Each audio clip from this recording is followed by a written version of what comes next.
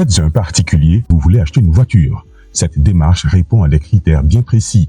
Un véhicule est censé nous rendre service dans la durée, donc son choix doit se faire avec minutie.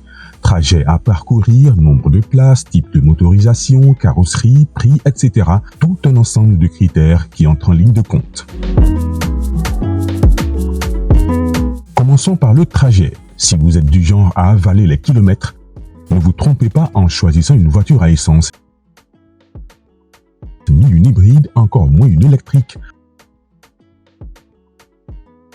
Un moteur diesel sera l'idéal pour vous, avec une autonomie générale qui varie entre 800 et 1500 km en une seule traite selon les modèles de véhicules.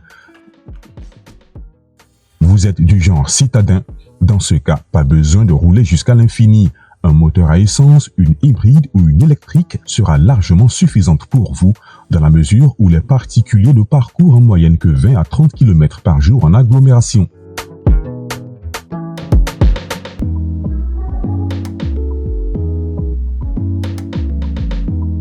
Le nombre de places compte. Si vous êtes seul ou deux, pas besoin d'un véhicule spacieux, juste une petite citadine de 2 portes. Pour ceux qui ont un compte en banque garni, une sportive de 2 places fera l'affaire.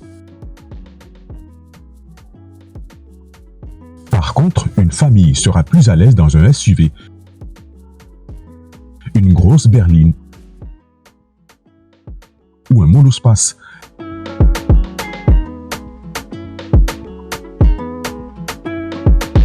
Les bagages occupent une place de choix dans vos déplacements.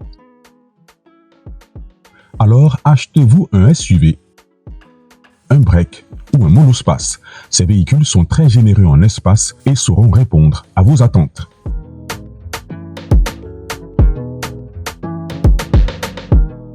Côté budget, vous devez toujours prévoir l'achat d'une batterie et d'un alternateur de secours pour une thermique ou une hybride si vous achetez une voiture d'occasion. Sans oublier bien sûr le budget des réparations, car la voiture d'occasion vous réservera forcément des détours chez le garagiste, même s'il est parfaitement entretenu par le vendeur ou le propriétaire. Si vous voulez acheter une voiture à essence, elle vous coûtera moins cher que le diesel, mais consommera plus en termes de carburant, notamment sur les longues distances sur autoroute et en ville, surtout à cause des embouteillages et des montées en pente.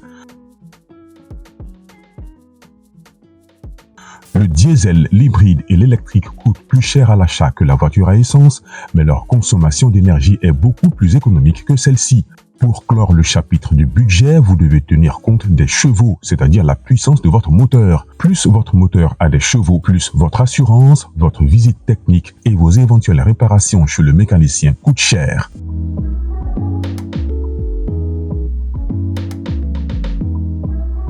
La topographie du terrain a aussi son mot à dire dans le choix de votre voiture.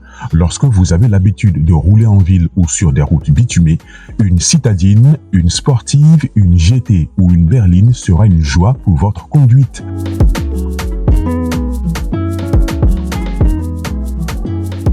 Mais dès que vous sortez du confort du goudron pour faire du off-road et affronter les terrains difficiles, un SUV, un pick-up ou un 4x4 s'impose. Et là encore, il est bon de préciser que le SUV n'étant pas systématiquement un 4x4, sa maniabilité en off-road est limitée. Prenez le temps de vous renseigner sur les marques et même l'origine du pays du véhicule que vous souhaitez acheter. Par exemple, les voitures japonaises comme Toyota, Nissan ou Mazda sont bien connues pour leur fiabilité, leur durabilité et leur prix relativement faible. Elles s'adaptent à tous les continents et à toutes sortes de climats, sans oublier la disponibilité de leurs pièces de rechange à bon prix. Les Allemandes, exemple Mercedes, Porsche et Audi, et les Britanniques comme Jaguar, Range Rover et Aston Martin sont robustes, durables, mais généralement hors de prix. Les Américaines, surtout de type SUV et pick-up, sont souvent conçues pour l'Amérique du Nord et leur prix est souvent prohibitif, sans oublier leur design et volume pensé pour les larges routes des États-Unis. Exemple, Toyota Tundra, le modèle de Toyota destiné au marché US, Cadillac Escalade, Jeep Cherokee Trackhawk ou encore Rezvani Tank. Tous des mastodontes difficiles à manipuler sur nos petites routes, surtout en ville.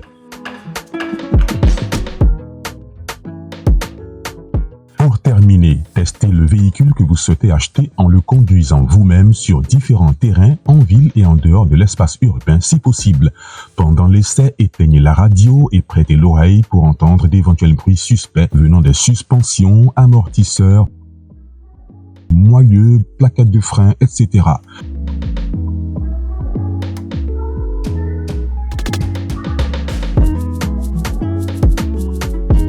Prêtez aussi attention à la qualité du freinage, au confort, à la maniabilité du véhicule.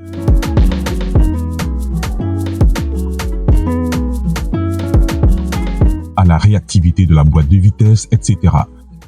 Le tout accompagné d'un mécanicien expérimenté en qui vous avez une totale confiance.